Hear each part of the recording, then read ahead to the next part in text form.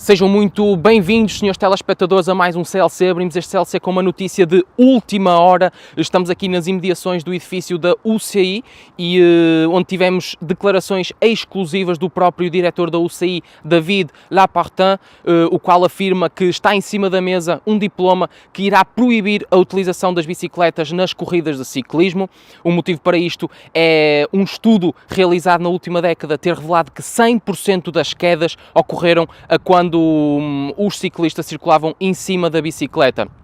E ainda por fontes não oficiais, o projeto Pedal teve acesso a uma série de medidas que estão para ser aprovadas, entre as quais está a obrigatoriedade do uso de caneleiras, de modo a proteger os atletas das pancadas secas do pedal na canela, o uso de cachecol nas etapas mais frias e a obrigatoriedade da presença de todas as avós dos atletas nos carros de apoio para que estas avaliem a qualidade da comida.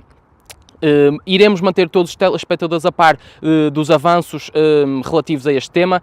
Para já é tudo. Prossigamos para o CLC. Texto e imagem, Pedro Silva, Rafael Silva, Projeto Pedal.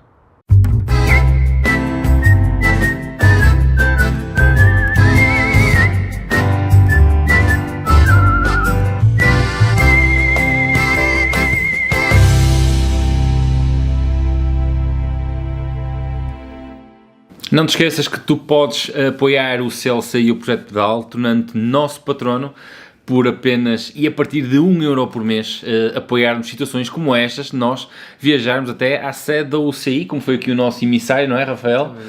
Não há outra maneira de lidar com o assunto senão brincar. Gajo jeitoso, desde já. Mas pronto, então de brincadeira, nós mais uma vez abordamos aqui o assunto da UCI, que mal nós pusemos o vídeo a semana passada, lançou mais uma medida daquelas que eu ponho a pensar que aquele pessoal anda a fumar umas coisas muito pesadas. A única forma que há de lidar com isto é nós efetivamente analisarmos quantas quedas é que esta ou aquela situação origina e em que é que isso se traduz como prejuízo para os atletas, porque lidar com segurança é sempre prioridade máxima. Agora, interferir numa posições que, tanto quanto saiba, nunca e são importantíssimas. Nunca originou quedas. Houve pessoas que comentaram no CLC da semana passada, são opiniões, ok, a dizer que a UCI fez muito bem porque são posições perigosas. Se caíssem naquela posição... Pois, mas ó malta, se eles andassem a 100 km/h e se caíssem também ficavam maltratados. Faz parte do desporto. Eles quando sobem para cima de uma bicicleta sabem perfeitamente que riscos é que correm. E nunca houve quedas daquelas posições? E se houve, nunca houve quedas. Nunca... Faz parte. Há muitas outras coisas que eles têm que preocupar e acho que estão a abordar isto da forma errada. Mas pronto, é um assunto não é só a nossa opinião. Muitos atletas profissionais manifestaram, têm exatamente a mesma opinião. E são eles que são os atletas que sabem em que é que tais posições afetam a corrida, afetam o desempenho do atleta. Portanto, se eles acham errado, quem somos nós? Somos meros opinadores, não é? Exatamente. Vamos passar já ao tema seguinte. Nós tivemos este fim de semana, pelo que vi nas redes sociais, inclusive um colega meu foi atropelado, está no hospital, mas pronto. Houve vários atropelamentos e houve também um atropelamento de um famoso. Exatamente, Fernando Alonso, um gajo que anda a 300 e muitos quilómetros num carro, num cubículo onde não cabe um feijão. Foi atropelado de bicicleta na Suíça, é muito triste. Para quem não sabe, Fernando Alonso é um fanático por ciclismo também, sobretudo provas de resistência, muito BTT, e estava a treinar quando levou com um carro na sopa, foi parar às urgências, tanto quanto nós sabemos, comunicado da própria equipa dele, fraturou o maxilar, não é? Já teve alta, neste momento foi divulgado hoje, segunda-feira, quando nós gravamos o CLC, que ele teve alta e já está em casa a receber os cuidados necessários, mas isto, afinal de contas, toca a todos. Tu que andas de bicicleta, tem cuidado. Quando estás ao volante do teu automóvel, se conduzes, educa os automobilistas como tu a terem cuidado, porque nós, quando estamos em cima de uma bicicleta, algumas vezes sentimos que a nossa vida não tem valor e é uma tristeza ver desta forma. Estamos a viver um momento em que se diz muito que a distância salva vidas e nós temos aqui o melhor dos exemplos. A distância salva vidas, por isso, quando forem ultrapassar ciclistas, eduquem 1,5 m de distância, passem devagarinho, porque em cima de uma bicicleta vai uma vida, vai um pai, vai um irmão, vai um filho, vai uma vida.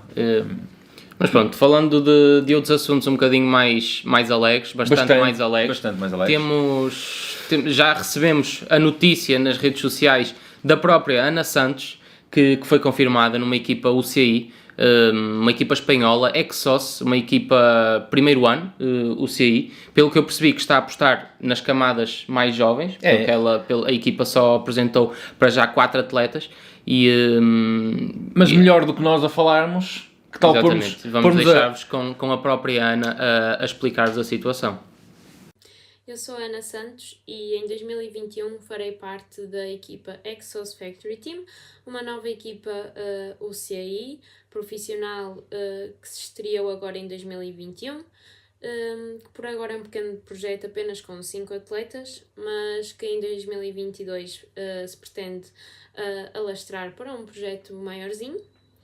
E foi uma equipa pela qual eu recebi um convite de última hora e que não estava nada à espera, mas que decidi aceitar por ver isto como uma nova experiência, visto que a equipa era UCI e profissional, não é?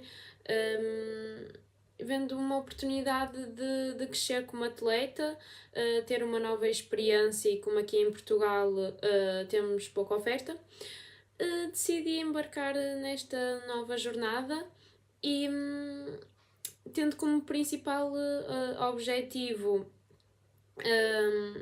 ganhar mais experiência neste meu primeiro ano de sub-23, dar o meu melhor. E passa um bocado por aí porque neste primeiro ano de sub-23 é um bocado difícil ainda de definir objetivos, a nova concorrência, primeiro analisar muito do que vai ser, mas eles decidiram apostar em mim e eu farei de tudo para fazer o meu melhor, como sempre, mas o projeto acaba por ser um bocado isto. Se quiserem saber mais, podem ir ao Instagram da equipa, Exos Factory Team, tal como ao meu Ana_Mafalda_Santos, onde podem obter mais informações sobre a equipa, sobre este novo projeto, os patrocinadores que vão estar do nosso lado. Estamos a desvendar aos poucos, mas se estiverem atentos e se seguirem as redes sociais, podem ficar a saber sobre tudo e qualquer questão não hesitem em fazê-la, que eu estou ao vosso dispor. Pronto, e espero que gostem de me acompanhar nesta nova jornada. Um beijinho! Ana, obrigado pelo vídeo que nos fizeste chegar. Desejamos também a sorte. Obviamente que estamos aqui pertinho uns dos outros e vamos cruzar imensas vezes. Mas aquilo que é importante nós salientarmos aqui é o facto de nós vemos atletas portugueses em equipas internacionais. E isso é importantíssimo. É importantíssimo, tanto para o próprio país como para os próprios atletas, porque... Pronto, tanto para o próprio país, porque é Portugal lá fora, não é? Exatamente. Quanto mais atletas lá fora tivermos, melhor. Habituar os outros a verem portugueses nas equipas internacionais. Exatamente, e para o próprio atleta, porque um atleta estar numa equipa lá fora é muito melhor do que estar numa equipa portuguesa. Sim, sem dúvida. Porque depois discute-se muito nas redes sociais, e nós já assistimos a esta novela imensas vezes, que é... os atletas portugueses baseiam-se só na seleção nacional para ir às provas. Exatamente, e depois nem sempre corre como esperado. Exatamente. Não é? Porque, infelizmente Portugal é um país, é uma migalha de uma noz no que toca a ciclismo e investimentos. Portanto, a própria seleção também não tem meios, às vezes, para que dê para levar 4, 5, 6 atletas. Às vezes vem-se complicado para levar 1 ou 2 e os atletas, pronto... Não podem depender, não se pode. Nós temos discutido isto e por acaso neste aspecto concordamos os dois um com o outro. Não podem depender só da seleção, não podem estar à espera de ir sempre às cavalitas da seleção. E é importante projetos como estes, sabendo nós que nem sempre é fácil entrar, não é? Mas quando há a oportunidade de entrar, é importante para o atleta, isto é importantíssimo para o atleta estar numa equipa internacional, mas também é importante para o país e para as gerações que estão em formação, porque estes atletas estão a abrir portas para aqueles que estão em formação e aqueles que vão vir a estar. E é muito importante, é fantástico vermos uma vez mais, e neste caso estamos a falar de uma promessa. Uma grande promessa, uma atleta que tal como a Raquel, Exatamente. eu acho que temos aqui duas atletas Femininas, fortíssimas muito bom. no cross. Acho que estamos a falar de atletas a nível olímpico, eu já não estou a falar a nível A Raquel já nacional, sim, mas eu estou a falar atletas a nível olímpico, a fazer grandes coisas pelo desporto. Portanto, muito boa sorte à Ana, que é uma atleta que nós acompanhamos desde sempre, não é? Sim. Eu andei com ela desde as escolinhas, portanto, acho que é um orgulho para todos vermos uma atleta que conhecemos desde sempre a chegar ao mais alto nível do ciclismo. Como não podia deixar de ser, se tens curiosidade de saber um bocadinho mais e acompanhar e apoiar a Ana Santos neste novo projeto dela, aqui na descrição do vídeo podes encontrar o link para as redes sociais da Ana, portanto vai lá, apoia, e a partir daqui estás por tua conta e continua a seguir. Passemos agora para o que interessa, não é? O pessoal daí desse lado tem-se esticado, mas nós estamos muito contentes porque eu acho que o CLC, pelo menos neste formato que estamos a fazer, dando mais ênfase às vossas perguntas aí desse lado, acho que tem muito mais interesse para nós, porque notícias, é assim, nós podemos dizer o que acontece, dar a nossa opinião sobre o que acontece, mas é assim, tu queres ver as notícias, abres as redes sociais, tens acesso às notícias. Acho que assim, tem muito mais interesse tanto para nós como para ti. Portanto, já sabes, se queres ver a tua pergunta respondida, tens aí os comentários, escreve para aí o que quiseres e para a semana tens-nos aqui à mesma hora a debatermos sobre o tema. Bem, vamos então passar aqui ao fartote, Rafael. Vamos tentar ser um bocadinho mais breves, porque a semana passada esticámos para chuchu. Mas o pessoal gostou. É verdade. Mas isto para depois, para a edição, fica complicado. Fica complicado, até às tantas da noite. Temos aqui o Fábio Gamer PT a perguntar: qual a diferença de bicicletas de estrada com as bicicletas de ciclocross? A geometria, o tipo de pneu, isso é óbvio, e mesmo o tipo de guiador e a relação da transmissão. Também são bicicletas mais reforçadas, vão ter que encontrar terrenos mais acidentados, mas de uma forma muito resumida, Fábio, passa por aí. Queres acrescentar alguma coisa? Não, é isso. E o Luís Dias: viva, falando em suspensões, recentemente adquiri uma bicicleta que traz como suspensão frontal uma Magura ST8R, suspensão eletrónica. Não temos necessidade de subir, não temos necessidade de abrir ou fechar, pois ela automaticamente faz esse ajuste. Já me fartei de procurar acerca da mesma e não vemos muitas pessoas utilizarem. Será por ser muito cara ou não é todo uma boa opção? E as suspensões eletrónicas não são novidade. Eu que me recordo aqui, por exemplo, nós temos... A RockShox já tem, eu lembro-me, mas claro que agora não sei se tem anteriores, mas eu lembro da RockShox lançar um amortecedor traseiro. E a Fox, assim, a Fox também tem, com sistemas válvulas eletrónicas, e eu muito francamente, na minha opinião, não sou apologista deste abrir e fechar automaticamente, porque acontece é que a suspensão não tem um sensor para ir a ler o que é que vai acontecer dali a 1 metro. Ou seja, quando é que ela abre? Depois de levares a cacetada. Passa muito, o brain, será que... É a mesma coisa, quando é que o brain abre? Exatamente, depois de levares a cacetada. É quase como dizer, tens um cacetete no bolso para te protegeres, mas quando é que vais buscar o cacetete? Depois de lá o estalo? É assim, não sei, respondendo aqui, eu acho que não será por ser muito cara, porque há aí suspensões, as mais recentes são caríssimas, não é? Mas... Esta Magura ronda os 900 mil euros, não estou em erro. Exatamente, temos a Fox, a Fox, como é que... Eu acho que não vingou porque, sei lá, por ser eletrónico, são caras. Lá está, eu também não sei depois como é que é, por exemplo, a manutenção disto, não sei se é muito complicado, se não é... Não faço ideia, efetivamente não faço ideia. Mas eu sou apologista aqui da questão do teoricamente automático. Eu deixo ficar esta questão. Ela não está a fazer uma leitura do que vai acontecer, ou seja, esse tipo de suspensões não funcionam por antecipação. Ora bem, eu vou ter ali buracos, vou-me abrir agora. Não, ela abre quando leva a cacetada. E aí já levaste a cacetada nos braços. O Nuno Abrantes: olha, está aqui uma situação interessante que nós falamos durante a semana. Boas, quando o tema se trata de comprar um carro, qual deverá ser a escolha mais correta? Estou a passar por essa questão e julgo que outros ciclistas já tenham passado pelo mesmo. Sabendo que o carro deverá servir para levar as bikes, mais uns marmelos e ainda deverá ser útil para passear com a Maria, qual os critérios ou sugestões? Confesso que tenho queda para carrinhas. Leva o muito e o pouco, mas na vossa ótica e a vossa experiência, que tipo de carro aconselham ou recomendam? Podia ser um bom tema para discussão. E é um bom tema para discussão. Ora bem, cá em casa nós temos aquilo que chamamos o melhor de dois mundos. Não é? Rafael, Nós qual são os carros do dia-a-dia? Pronto, cá em casa então nós temos 2 Twingos. Portanto, já estão a ver que aqui, Twingos primeira geração. Há uma paixão pelos Twingos. E depois temos a carrinha da equipa, sendo que a carrinha da equipa serve para um propósito e os carros servem apenas para a família. Nós temos, por acaso, num dos Twingos temos as barras em cima do carro, mas raramente foram...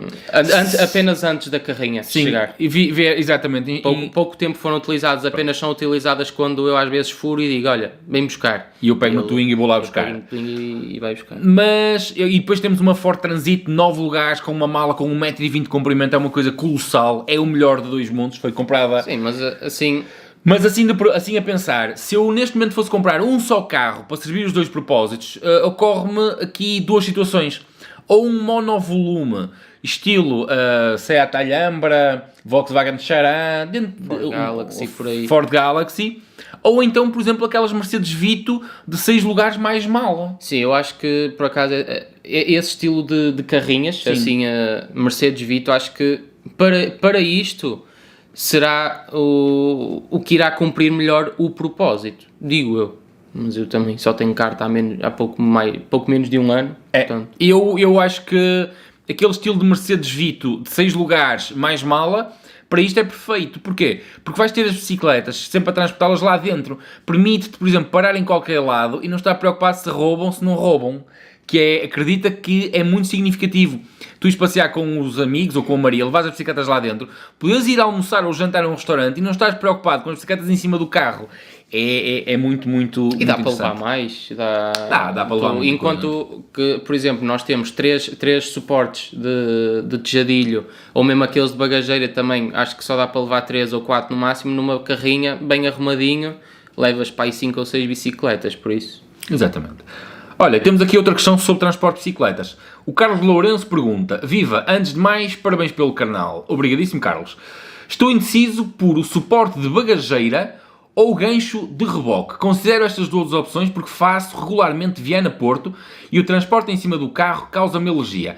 Acham que os suportes de bagageira são robustos o suficiente? Já conduziram algum carro com um? Afirmativo. O Twingo, o Bordeaux de 98... porque isto é por anos, é como o vinho, já levou, lembras quando andávamos com um suporte? Mas há outros suportes que fica, ou seja, saem para fora do carro, enquanto que o suporte que tínhamos no Twingo era encaixado na mala e a bicicleta encaixava no... Mas é esse que ele está a falar, aqui o Carlos coloca-nos duas questões simples, é o que encaixa no reboque, isso que tu estás a falar é de um carro da Opel específico, faz parte do carro. O que o Carlos está a perguntar é, os de bagageira como nós tínhamos, os que encostam no vidro e levam as cintas, é o que eu percebo, ou os ganchos de reboque. Aquilo que eu posso dizer é que o de bagageira que nós tivemos, e chegamos a transportar 3 bicicletas, não é prático, tens de tirar rodas na mesma, porque a lei exige que os faróis sejam visíveis, e tu tens de tirar rodas e meter dentro do carro. Depois colocar aquilo, não, é simples, mas não é prático. Não podes deixar aquilo no carro porque aquilo tem cintas e é relativamente fácil de roubar. Se aquilo aguenta com tudo e mais alguma coisa, com o Twingo, sim, nunca tive qualquer problema. Mas não é muito prático, lá está. Quando tu para meter no suporte tens de tirar as rodas, é logo... Já estou a cagar o carro todo por dentro outra vez. Basicamente, sim. Portanto, por isso é que despachámos esse e comprámos o de pôr em cima. Portanto, acho que para isto... O de reboque. O de reboque seria melhor. O de reboque, sim, sem dúvida, até porque é mais fácil de pôr, não tens que tirar as rodas, estás a usar a bola de reboque. Agora, é o mais caro também, porque também dependendo do carro que tu estás a pôr, meter o gancho de reboque pode custar uma pipa de dinheiro por causa das novas centralinas e depois os próprios suportes não são nada baratos. Temos aqui um tal de Diogo Amorim. Feio. Este Diogo Amorim é feio e antipático para caraças. Mas ele pergunta, pronto, vamos ser simpáticos, vamos responder. Qual a largura de guiador que vocês usam e qual é que acham o ideal para XCO?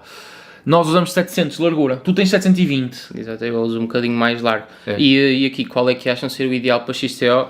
Eu não acredito nisto haver um ideal. Não, o não é? Nino Shooter... Porque há uns anos atrás nós víamos eles a segurar, parecia... Não, estavam a segurar num pau de gelado. Basicamente. A questão é, por exemplo, o Nino Shooter usa 680. Há um guiador, inclusive, que traz as medidas dele. Um guiador específico para ele. Um guiador feio que dói, há quem goste, eu acho feio que dói. E traz as medidas dele, 680. Mas eu vi um vídeo do próprio Nino a dizer que os 680 são bons para a partida, mas já a meio da prova já deu por ele muitas vezes a desejar ter um guiador mais largo.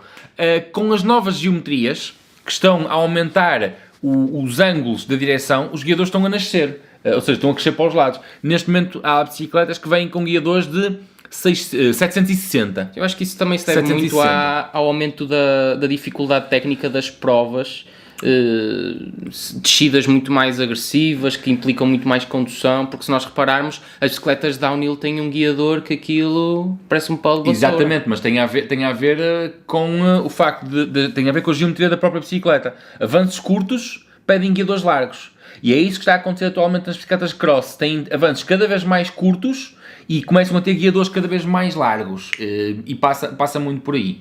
Vamos então aqui para a Joana Amaral. Olá Pedro e Rafael, eu quero começar a aprender mais sobre mecânica de bicicletas e estava a pensar começar em ver uns vídeos aqui na internet para aprender mais. Mas a minha pergunta é, se sabem se existe algum tipo de formação de mecânica de bicicletas em Portugal? Se sim, aqui no Norte há. Ó Joana, antes de começar a pandemia, nós próprios dávamos um pequeno curso de mecânica de bicicletas básicas, que aquilo que nós fazíamos era, sabes aquilo que tu tens na bolsinha de ferramentas? Bom, se não sabes, nós dizíamos o que é que tinhas que levar. E depois ensinávamos também a utilizar tudo que está na bolsinha de ferramentas. Exatamente, ainda fizemos... Ainda fizemos alguns. Fizemos alguns. Sim, só que entretanto, pandemia e é proibido nós estarmos face to face. E isto responde à segunda parte, não há vídeo de internet de ajuda. Honestamente, se existe uma empresa específica para fazer isso, existe a Cabra Montes, não é Cabra Montes. O Pedro Capelinha, que é uma pessoa 5 estrelas, fantástico, super competente, com muita história no ciclismo e no BTT, tem escola de mecânica, é isso que eu queria dizer. E o Pedro organiza cursos de mecânica em todo o país. Eu deixo ficar aqui na descrição deste mesmo vídeo o link para ele. Podes dizer que vais da nossa parte. O Pedro é uma pessoa fantástica, até porque chama-se Pedro, não é? Pronto, é uma pessoa fantástica, super competente e tem este projeto que é um projeto profissional, não é uma coisa de habilidoso, por assim dizer. Portanto, a resposta é sim. Ele, de vez em quando, ele é de lá de baixo de Lisboa, mas ele faz cursos com frequência aqui no Norte, em Vila Nova de Gaia, na loja de uma pessoa amiga. Dom Kevin, este nome também não me é estranho. Feio. É, também é feio. Mas parece ser uma pessoa simpática. Olá, as minhas questões são: bandas nasais desportivas, porquê e para que se utilizam? Diferença entre monoprato oval e o dito normal convencional. Queres responder, Rafael? Então, começando pela primeira pergunta do Kevin, as bandas nasais são um adesivo que é aplicado diretamente em contacto com o nariz, aqui mais ou menos na zona da cana do nariz, e essas bandas fazem uma pequena tensão aqui e não permitem, ou então permitem que o atleta consiga inalar uma maior quantidade de ar e essas bandas também libertam um produto que permite às células fazer uma maior difusão do oxigênio, portanto o atleta basicamente consegue respirar melhor. Ainda há uns apliques que já vimos, por exemplo, o Avancini, o Zaxmet. Tu tens ali. Sim, e nós também temos, que se vê, mas pronto, acredito que os do Avancini sejam muito melhores, não é? Porque aqueles são magoam um bocado. Aqueles magoam. Eu, se calhar do Avancini também magoam, só que nós não sabemos. É uns apliques que se mete no interior do nariz, para abrir as fossas nasais. Que apenas abre as fossas nasais, mas aquilo aleija um bocado e é um bocado desconfortável. Mas de facto ficamos a respirar melhor, mas é um bocado desconfortável. É, e por isso não usamos, porque aquilo magoa. E parece que parece o Ferdinand com o coisa aqui por fora, portanto, também. A questão do prato oval tem a ver com o que chamam os ângulos dinâmicos. O que é que isto significa? Durante o movimento da pedalada, excêntrico, que é quando afastas do corpo, e concêntrico, quando chegas, tu tens momentos em que tens mais força ou menos força. A ideia por trás do prato oval é aproveitar os momentos em que teoricamente tens mais força para dar mais impulso. Dos testes que eu tenho feito, a maior parte das pessoas não tira proveito absolutamente nenhum. A questão é que o prato oval desperdiça muitas vezes mais energia daquela que realmente aproveita e também traz uns problemazitos de joelhos simpáticos, ou não, nem tanto. Basicamente, o prato oval permite que, quando o atleta está na fase descendente, como o prato é oval, vai puxar mais corrente, ou seja, na fase descendente o atleta vai pôr mais potência na pedalada e quando ele sobe, como o prato, lá está, é oval, vai subir mais rápido e consegue voltar a imprimir força no pedal. Isto, teoricamente... Há uma questão muito simples em relação aos pratos ovais, é que na teoria é tudo muito bonito, na prática não funciona na maior parte deles. E deixo já aqui, se funcionasse, a maior parte dos atletas profissionais usavam, o que não corresponde Sim, mas tu à vês realidade. atletas profissionais de alto nível a usá-los. Se vocês virem, por exemplo, o que aconteceu, um vídeo muito recente do Chris Froome, onde ele diz que tirou os pratos ovais neste momento a treinar sem pratos ovais, porque os pratos ovais vão a camuflar problemas. Isto porquê? Porque como te põe uma parte da pedalada mais rápida, também significa que há grupos musculares que naquele momento devias estar a trabalhar com um prato normal e não estás a trabalhar. Tem a ver com eixos dinâmicos. Na minha opinião, não funcionam. João Lopes, para quando uma conversa sobre depilação? Isto sim é o tema. Isto era nós trazemos para aqui umas raparigas, porque as mulheres têm muito mais experiência em depilação, raparigas e ciclistas, e dava aqui uma tertúlia do caraças. Mas acho que sim, acho que é um tema interessante, até um tema para um vídeo só para isto. João, um dia destes. Rui Periquito pergunta para o próximo CLC: aconselham o rolo de treino Tax Flux S Smart para o primeiro rolo de treino? Se sim, para utilizar o Zwift é necessário comprar uma antena ante-mais da Tax. Assim, o rolo, eu não... É o rolo de entrada da Tax. Sim, lá está, eu durante algum tempo tive num grupo de Zwift, que é o Stuga Z. Acho que a melhor pessoa para responder a isso, podem passar no canal que ele tem um canal do Jorge Caldeira, ele é fanático pelo Zwift, foi ele que ensinou tudo, ele é um dos administradores, não é, do grupo Tuga Z. É o administrador, são imensas pessoas e ele tem um canal onde explica estas questões absolutamente todas, portanto acho que passar lá é a melhor forma de obter a resposta à tua pergunta.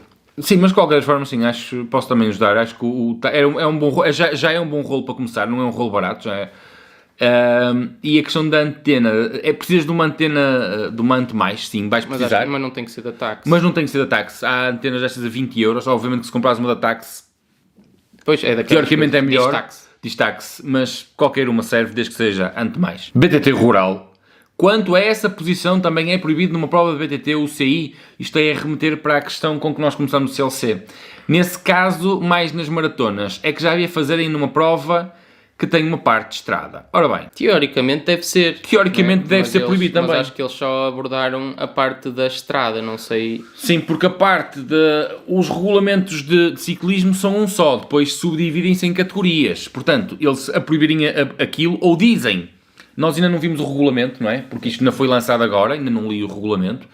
Portanto, eles ou dizem especificamente proibido no ciclismo de estrada e é só para o ciclismo de estrada, ou se eles disserem proibido, é proibido para todas as modalidades.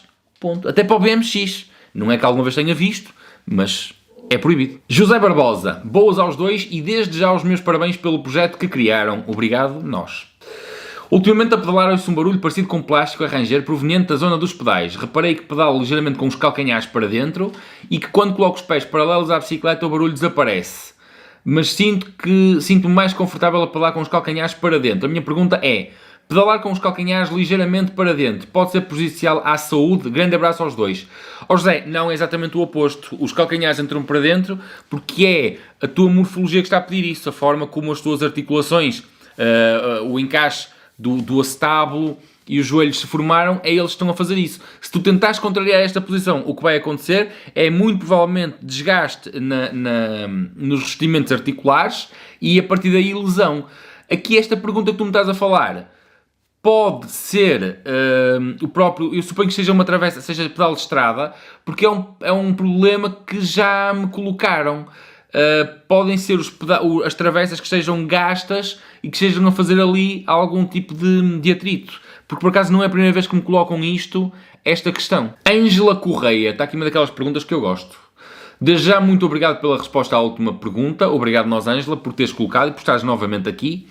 Novamente sobre a frequência cardíaca. O mesmo treino realizado no verão e no inverno tem de ter os mesmos valores de frequência cardíaca ou têm que ser alterados, tendo em conta que o valor de frequência cardíaca sobe mais no verão. Rafael, ao menos queres explicar porque é que os valores da frequência cardíaca sobem mais no verão? É assim, é porque o corpo, ou seja, o coração, que é o que manda, o que nos faz estar aqui, não é?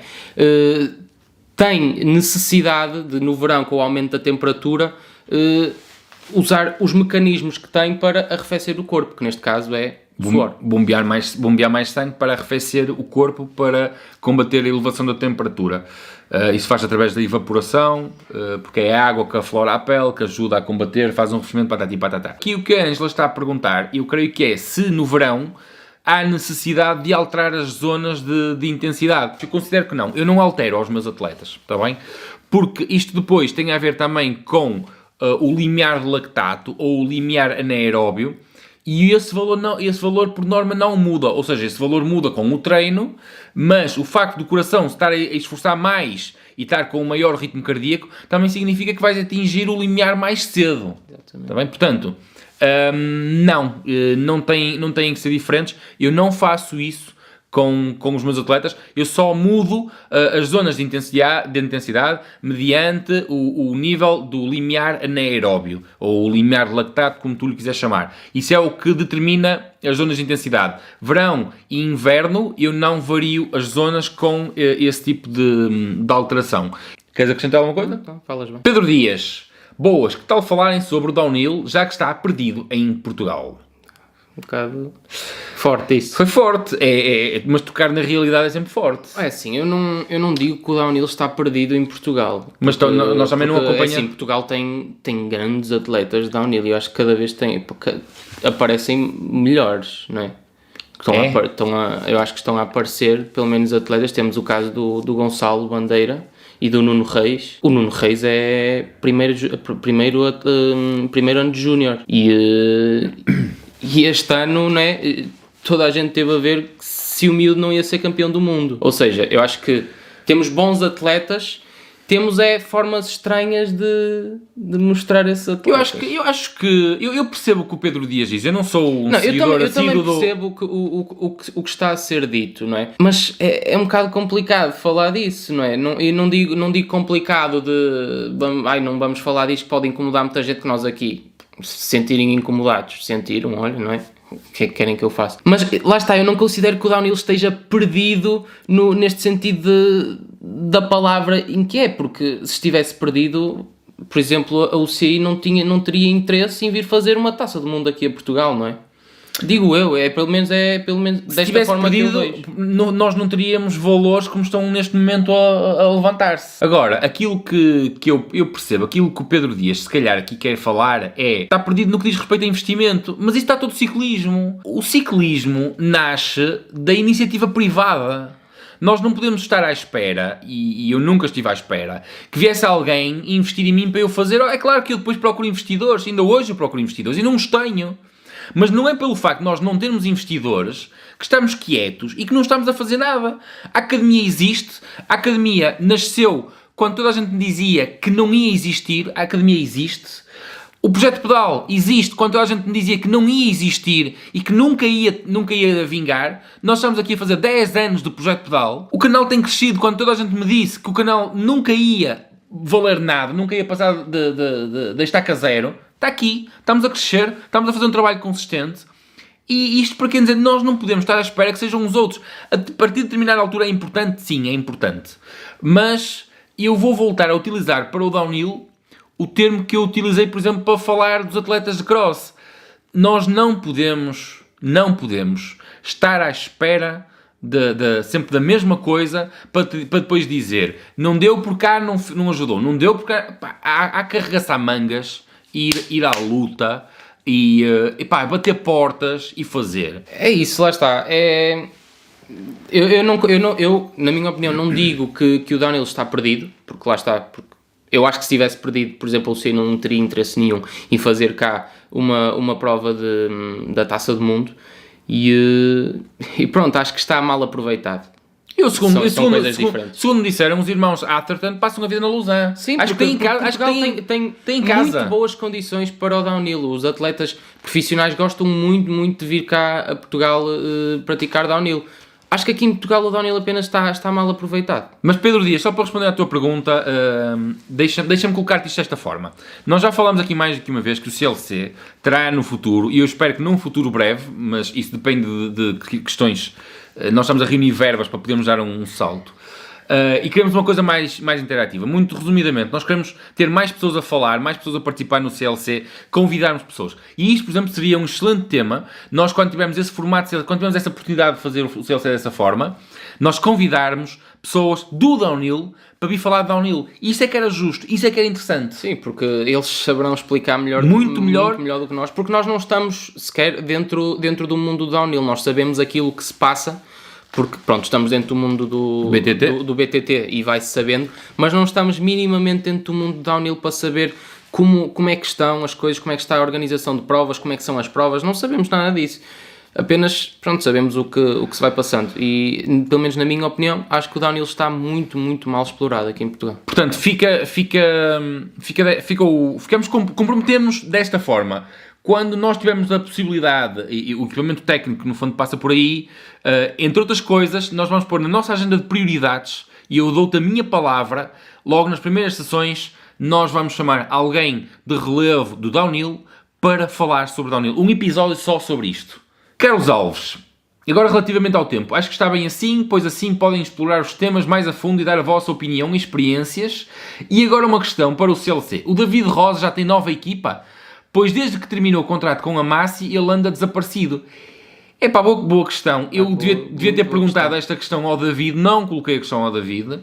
E eu acho que sei aquilo que a maior parte das pessoas sabe. Eu sigo o David nas redes sociais. Foi o que ele disse, foi que irá continuar num projeto Além Fronteiras, mas que para já sabemos todos o mesmo. Mas não sabemos. O David também é uma daquelas pessoas que eu gostava imenso de ter numa sessão. Sim, acho que ele tem muito para contar. Tem muito para contar. Com muita história. É uma pessoa simpática, muito acessível, e é uma das pessoas que eu gostava imenso de poder um dia convidar e conversarmos à vontade e pôr-vos a vocês. Acho importante esta questão, como eu comecei a fazer, pôr os atletas a comunicar. Ricardo Matos, próximo CLC. Estamos em 2021 e as bicicletas têm evoluído bastante e ainda há marcas de grande prestígio em Portugal com quadros em carbono e escoras em alumínio. Porquê? Outra pergunta. Dicas para quem está a começar e quer usar pedais de encaixe de BTT. Obrigado. A questão das bicicletas, tanto quanto eu sei, prende-se com o preço. As bicicletas, quando têm escoras em alumínio, sobem de peso, mas baixam de preço, porque construir uma escora em alumínio é mais barato do que construir uma escora em carbono. E eles assim conseguem ter ali um misto de... Não é uma bicicleta toda em alumínio, não é uma bicicleta toda em carbono, é ali um híbrido entre as duas coisas e um preço... E é uma zona da bicicleta bastante sensível e assim também é uma forma de reforçar, porque quantas e quantas vezes vocês de certeza que já ouviram alguém que a bicicleta partiu pela escora porque levou uma pancada, porque bateu em seco, portanto é uma forma de reforçar. Rafael, outra pergunta, responde aqui. Dica para quem está a começar a usar pedais de encaixe. É assim, sentiste bem na bicicleta, tens que... É aquela coisa, é experimentares, não é? Não te vais livrar das 3 quedas da praxe, é experimentares, teres aquele mínimo de à vontade em cima da bicicleta. Que acho que passa muito por aí, as pessoas não sabem como é que é onde adquirir essa à vontade em cima da bicicleta e depois têm um medo... E têm as típicas 3 quedas de bicicleta, porquê? Porque não sentem o à vontade em cima da bicicleta. As 3 típicas quedas acontece a toda a gente quando passa para pedais de encaixe. Eu acho que se explorares aqui, não tem que acontecer, não concordo. E até se explorares aqui no canal, eu acho que já tenho vídeos precisamente a ajudar o pessoal que começa com os pedais de encaixe. A dar-te as melhores dicas para não teres as quedas, ok? Por isso é uma questão de explorares aqui o canal, porque eu tenho a certeza que tenho desses vídeos. Mas pronto, vais cair 3 vezes, isso é certo, ele não sabe o que diz. Tiago Caria pergunta para o próximo CLC: os ciclocomputadores Hammerhead vão viralizar, sendo que a equipa de Israel e o próprio Froome já o têm? Os ciclocomputadores da Hammerhead são o futuro. Da mesma forma que aconteceu com os smartphones, por exemplo, que a determinada altura havia a Nokia, havia a BlackBerry que dominavam o mercado, e quando os smartphones passaram a ser um aparelho com um software que qualquer pessoa pode produzir, essas marcas morreram e, entretanto, agora é aquilo que nós conhecemos do mercado. E eu acho que a Hammerhead é a primeira a utilizar aqui uma base Android, e eu acho que isto honestamente é o futuro. Mas, enquanto a Garmin tiver a cota de mercado que tem, a coisa não vai arrancar muito, porque no dia em que a Garmin passar a utilizar o mesmo sistema, ou seja, um sistema Android, vai abrir o mercado, porque qualquer um pode produzir os aparelhos. Sim, eu acho que estes da Hammerhead ainda é algo muito complexo para o consumidor. É um nicho de mercado muito pequeno. Sim, o que eu estou a dizer é que acho que é muito complexo ainda para o consumidor que... Falta ainda a confiança, porque não tem cota de mercado sequer. Nuno RPM, Nuno, sempre por aí, um grande abraço para ti. Qual a vossa opinião sobre os espigões telescópicos que possivelmente se podem colocar nas bikes de estrada para contornar as fantásticas alterações da UCI? Será que vai ser possível? Eu já vi esta questão. Acho difícil porque os atletas não... Acho que... Não, vai aumentar. Nem sequer vão levar estas medidas à avante. Acho que os próprios atletas vão fazer... E isto era o que eu fazia enquanto atleta, não é? Uma espécie de greve. Eu acho que estas medidas novas vão cair por terra. Não tem lógica, os atletas revoltaram-se contra elas, não tem qualquer lógica. E, portanto, e os espigões telescópicos? Acho que não. Era adicionar peso. As bicicletas de disco engordaram ligeiramente. Acho que seria apenas adicionar peso. E não estou honestamente a ver qualquer benefício, até porque os espigões telescópicos, para quem já experimentou nas bicicletas BTT, sabe que eles oscilam um bocadinho, eles têm ali umas folgazinhas, e isso pode interferir na potência passada para os pedais nas bicicletas de estrada. E portanto, honestamente acho que não. Cristiano Filipe pergunta para o próximo CLC: tenho 13 anos, gosto muito de andar de bicicleta, mas não há equipas, escolas BTT, na região. O que faço? Cristiano, é lamentável, não és só tu o único jovem com este tipo de problemas. Infelizmente, o desporto escolar não é levado a sério pelo Estado, é uma coisa que tu ainda não consegues perceber. Existe, tanto quanto eu sei, por colegas meus que me falam, existe um esforço muito grande por parte dos professores de educação física para tentar alavancar o desporto escolar, ou seja, para tu poderes, por exemplo, praticar BTT na tua escola. Isto é muito difícil, eu não sei o que é que tenho de fazer, não sei o que é que tenho de dizer. Era ótimo que houvesse uma escola de ciclismo perto de todos os jovens. Há muitos jovens como tu a querer praticar ciclismo. Isto é o melhor desporto do mundo. Não é só um desporto, é um meio de transporte, é uma forma de passar o tempo, de estar com os amigos, conviver. Eu infelizmente não sei o que é que tenho de dizer. Anda de bicicleta, inscreve-te como individual, pede ao teu pai para te levar às provas quando houver, porque tu podes participar como individual. Obviamente que o ideal era participares em grupo, porque os jovens, como tu, evoluem mais quando estão juntos, aprendem, gostam mais do desporto quando estão juntos, mas eu não tenho resposta para dar, senão anda de bicicleta com os amigos e diverte-te. Macaco ciclista. Consideram, perante o contexto em que nos encontramos com falta de provas, que a salvação do futuro do BTT pode passar pelos domingueiros? Ou seja, não há provas que acabam sempre por originar alguma vontade de entrar no mundo do BTT, ainda que não seja o fator principal, mas sempre dá para ir aumentando o bichinho e ir chamando uns amigos para pedalar, e quem sabe não venham também miúdos, irmãos, primos, etc., que se tornem futuros praticantes. Vamos responder primeiro a esta questão. Os domingueiros são muito importantes. Sim, mas não acho que salvação do BTT também não é por aí, não é? Porque os domingueiros sempre existiram e sempre vão existir. Exatamente. E os domingueiros são independentes da competição. Ou seja, a maior parte dos domingueiros não quer nada com a competição, afasta-se da competição, também porque a competição, na minha opinião, está mal feita e não chama mais pessoas, porque a competição quer ser exclusiva, e as pessoas que andam na competição acham-se uns ases e não se misturam com os domingueiros. Sai para lá que eu sou da competição. Isto está mal feito. As pessoas pensam mal e por aí fora. Mas os domingueiros sempre existiram e vão continuar a existir. Ainda bem. Nós temos um CLC da semana passada que os domingueiros é quem pagam as rendas das lojas de bicicletas. Eu digo e mantenho. Eu diria que os domingueiros serão, aquilo que nós chamamos de domingueiros, serão, eu vou dar, se calhar, 98% dos praticantes, deixando 2% para a competição. Eu acho que todos os atletas algum dia foram domingueiros. Sim. Né? Todas as pessoas que andam de bicicleta e hoje em dia estão na competição, acho que começaram por domingueiro. Nem que seja aquela nem que seja quando experimentaram a primeira vez, não foram logo para uma corrida. Se quiser chamar a isso, a questão é que os atletas de competição vêm da formação, não vêm dos domingueiros. Eu estou a dizer atletas, estou a dizer os praticantes que hoje em dia fazem competição. É que confunde-se domingueiros com praticantes. É que aquilo que nós temos em Portugal são praticantes, são atletas, mas não são atletas fazem competição. Mas é como tu disseste, são domingueiros que experimentaram, evoluíram e passaram a fazer competição. Ou seja, eu acho que todos nós fomos domingueiros. Sim. Aquilo que eu passo a vida a dizer é que o pessoal do alto rendimento, quem está no alto rendimento, não veio dos domingueiros, veio da formação. Mas algum dia teve que experimentar e ser domingueiro também. Tu já foste domingueiro? Já. Quando? Quando era mais novo, então não comecei logo a fazer corridas, pois não. Começaste?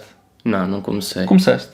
Fiz uma corridita que nem para mim... E entraste logo para a escola, para a ESC. Quiseste sair do futebol e passaste para a escola. Sim, mas foram coisas diferentes. Na altura eu não me via como atleta.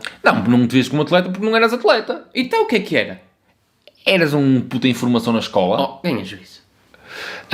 Portanto, não acho que estejam a salvar nada. Os domingueiros sempre foram os domingueiros que trouxeram as pessoas para o ciclismo. Não há nenhuma instituição que seja responsável pelo ciclismo. Quem são os responsáveis por haver tantos ciclistas na rua são os domingueiros. Sim, vão continuar a ser. Vão para o escritório e conseguem desencaminhar o primo, o tio, o vizinho a experimentar andar de bicicleta.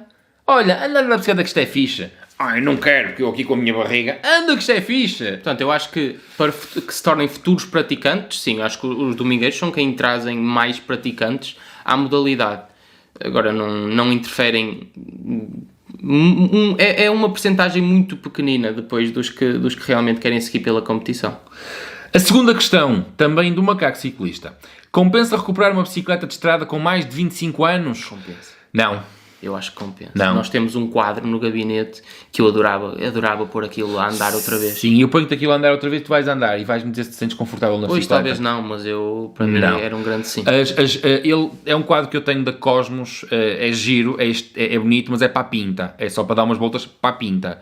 Porque são geometrias que já não se adequam, são bicicletas que não te vão dar conforto, são bicicletas que já não têm material para elas, portanto, não. Sai-te mais barato comprares uma bicicleta com 5 anos em segunda mão. Sai-te bastante mais barato. Tu, a determinada altura, vais perceber, e pela experiência que eu tenho nos bike fits no gabinete, todos estes anos, chegaram-me lá muitas pessoas, aliás, como é o caso do quadro que está lá no gabinete, pessoas com este tipo de quadros, e a determinada altura tiveram mesmo que optar por comprar outra bicicleta porque perceberam que aquela nunca lhes vai dar o conforto, nunca lhes vai permitir ter a bicicleta que eles queriam. É bonita para a pinta, só Se isso. quiseres ir ao pão com pinta, compensa. Mas se for para praticar horas ao domingo ou à semana, não compensa. E por último, e mais em tom de sugestão do que propriamente de pergunta, já colocaram a hipótese de trazer para o canal vídeos a conhecer e dar a conhecer trilhos das mais diversas regiões do país. Era o que íamos fazer o ano passado. É verdade. Nós tínhamos este projeto. A carrinha, a Ford, veio precisamente com este propósito também. É ser uma espécie de um misto de autocaravana, autossuficiência. Quer viajarmos pelo país. A vosso convite, ou seja, arranjar alguém nas zonas do país, viajarmos, conhecermos, fazermos vídeos, darmos a conhecer os trilhos, a gastronomia, os locais. É para o pessoal que nos serviu de guia. Só que, entretanto, depois tivemos toda uma situação que... Sim, é algo agora que é complicado, não vemos agora uma altura para fazer isso, porque com estas condições todas, não é? Perdemos um bocado a vontade, porque não conseguimos estar à vontade, nós não conseguimos ir a nenhum lado que... Sempre com medo. Exatamente, as pessoas não nos recebem bem também, não é? Porque, pronto, também não têm... Toda a situação atual, as pessoas estão com medo, estão com muito medo, as pessoas estão muito confusas, as pessoas começam a perder a esperança porque não há uma luz ao fundo do túnel, as ideias políticas mudam todos os dias, não há um rumo, e as pessoas não têm como nos receber, não há condições, nós não podemos viajar pelo país, mesmo que viajamos pelo país... não há hotéis neste momento. Exatamente. É um projeto não há um sítio onde que era para ser feito em 2020 não deu, 2021 também não vai dar, 2022 talvez, não sei, pomos a questão. 2022 também levanta-se a questão, que é aquilo que me passa pela cabeça, isto é uma coisa que precisa de algum suporte financeiro. Nós tivemos patrocinadores perdemos os patrocinadores porque os próprios patrocinadores deram um passo atrás na estrutura deles, nos projetos deles e pronto. E neste momento é o que é a situação que é. Adorávamos, a ideia não nos sai da cabeça. Eu gostava de correr Portugal de A a Z em BTT, conhecer esses trilhos. Eu tenho convites, por exemplo, para irmos à Serra de Sintra. Tenho convites de pessoal de lá. Adorava. Vemos vídeos fantásticos, não é? Mas neste momento, meus caros, já para dar uma volta pelo quintal, vocês não têm um café onde possam parar e tomar um café ou beber uma água. É uma situação muito complicada, lá está, para 2021 também não será, porque não vemos condições que realmente compensem trazer-vos conteúdo um bom conteúdo para fazermos isto uma série. Portanto, preferimos esperar um bocado mais que as coisas voltem à dita normalidade, não é? E pronto, e nessa altura, sim, fazer uma coisa em condições bem feita, que nós tenhamos prazer em fazer, de vos trazer e que vocês gostem de estar aí desse lado a ver. Gostávamos imenso de fazer um convívio Projeto Pedal. É uma das vezes que se passou.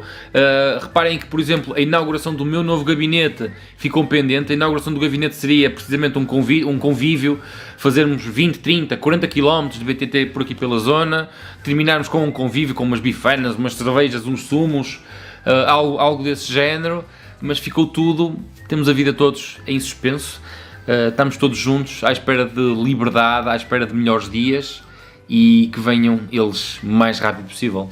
Por hoje é tudo. Espero que tenham gostado. Agora um episódio com um início mais hardcore, mais para o humor e pronto. Espero que tenham gostado de mais um CLC. Não te esqueças, deixa a tua pergunta se a queres ver respondida no próximo episódio. Por hoje é tudo. Like, comenta, subscreve. Nós por hoje fomos.